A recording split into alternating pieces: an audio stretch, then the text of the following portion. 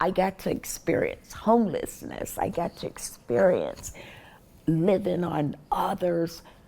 I got to experience all that. So it gave me more respect for people who are out there homeless, that they're not invisible.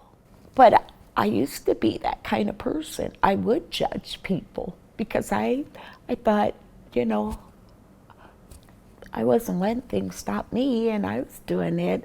What's wrong with them? And then I became that person.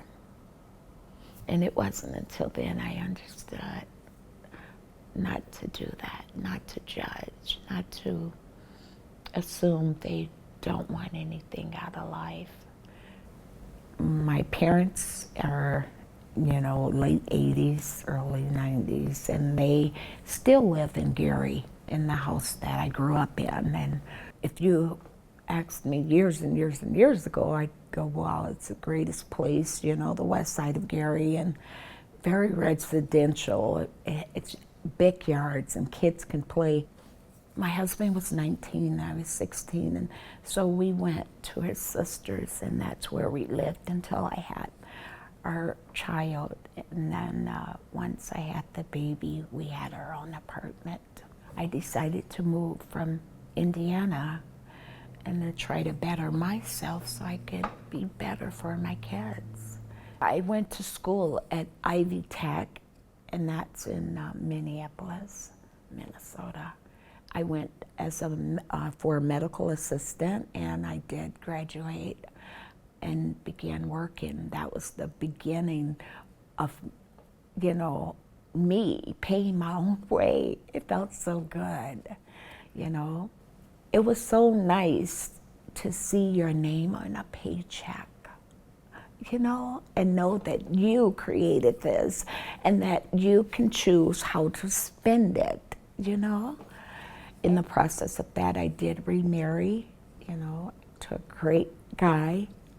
He had some of the same goals that I did in family, being family oriented, and he helped raise my kids, you know. Gosh, he was just so great, you know, but he passed away 2 years after his death, which was in 2007.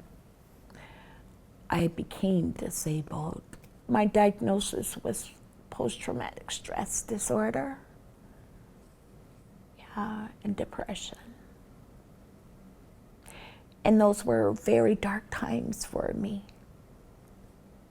I didn't feel I deserved to be happy because he wasn't there with me to share the happiness that we shared together. And so everything we worked for, I gave all away. I find myself in a circle that it's like a fishbowl. I want to venture out because that's the drive I have inside. But that person, I'm like, where are you? Push through. A lot of people don't come back, and I was one of them that I just didn't have my drive anymore.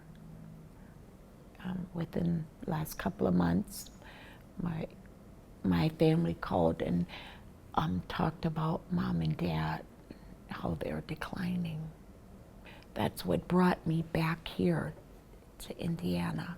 I may not be able to have gainful employment, but all my skills that I have learned in the medical field and just everything that I picked up, I feel so good that I could say I'm using them to help my parents, you know.